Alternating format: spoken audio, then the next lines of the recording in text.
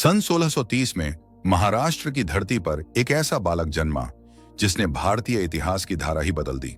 यह कोई साधारण बालक नहीं था, यह था शिवाजी, जिसे आगे चलकर छत्रपति शिवाजी महाराज के नाम से जाना गया।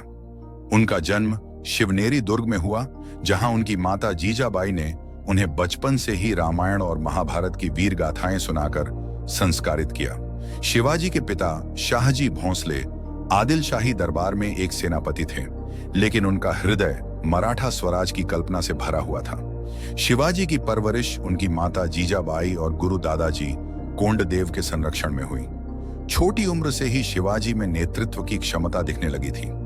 वह तलवारबाजी, घुड़सवारी और गुरिल्ला युद्ध कौशल में निपुण हो गए। एक दिन जब शिवाजी मात्र 15 वर्ष के थे, उन्होंने रायरेश्वर मंदिर में अपने मित्रों और विश्वास पात्र साथियों के साथ प्रतिज्ञा ली, हम मराठा स्वराज्य की स्थापना करेंगे, जहां अन्याय और अत्याचार का कोई स्थान नहीं होगा। यह प्रतिज्ञा एक क्रांति की शुरुआत थी। शिवाजी ने अपने शुरुआती अभियानों में तोरणा किले पर कब्जा किया, जो बीजापुर सल्तनत के अधीन था। उनकी यह जीत कोई साधारण जीत नहीं थी, यह एक संदेश था कि अब मराठों का स्वराज्य उभर रहा है। इसके बाद उन्होंने कई अन्य किलों पर विजय प्राप्त की और अपनी ताकत बढ़ाई, लेकिन उनकी यह सफलता बीजापुर के सुल्तान को सहन नहीं हुई। उसने अपने सबसे खतरनाक सेनापति अफजल खान को भेजा, जिसका नाम ही भय का प्रतीक था। अफजल खान एक क्रूर सेनापति था, जिसने कई राजाओं को छल से मार डाला था। शिवाजी को एक कूटनीतिक बैठक के बहाने बुलाया, लेकिन शिवाजी को उसकी मंशा का पहले ही आभास हो गया था। उन्होंने अपने खास लोगों के साथ रायगढ़ किले में एक गुप्त बैठक की। अफजल खान हमें धोखा देगा, लेकिन हम उसे उसी के जाल में फंसाएंगे, शिवाजी ने कहा। शिवाजी ने एक विशेष वाघ नख, बाघ के पंजे जैसा हथियार तैयार कराया और अपने कवच के नीचे इसे छुपा लिया।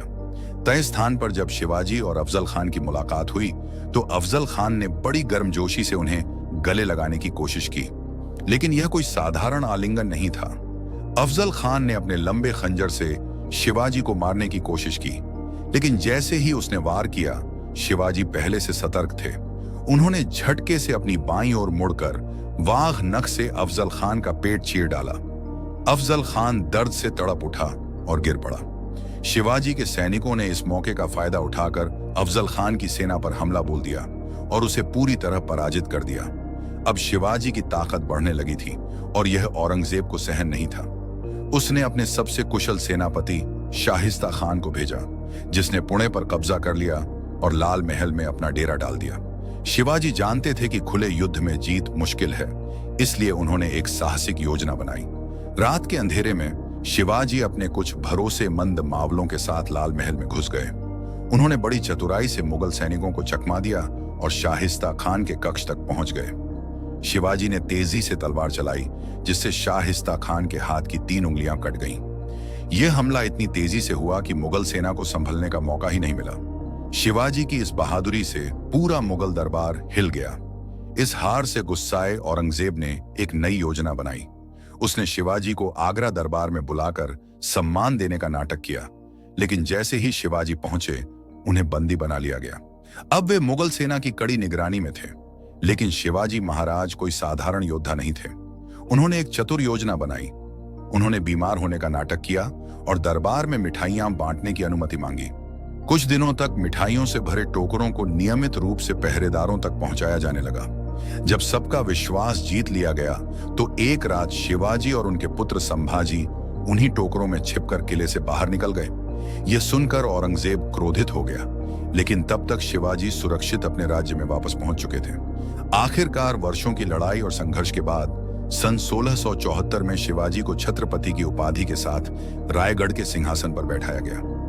यह केवल एक राजा का राज्याभिषेक नहीं था, यह एक स्वतंत्र मराठा साम्राज्य की नींव थी।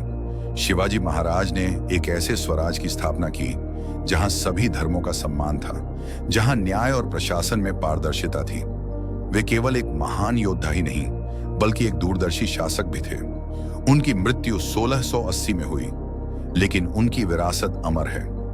उनकी कहानियां आज भी वीरता और साहस का प्रतीक हैं, और उनकी गाथा हमें सिखाती है कि सच्चा नेतृत्व केवल तलवार से नहीं, बल्कि बुद्धिमानी, कूटनीति और निष्ठा से होता है। हर हर महादेव।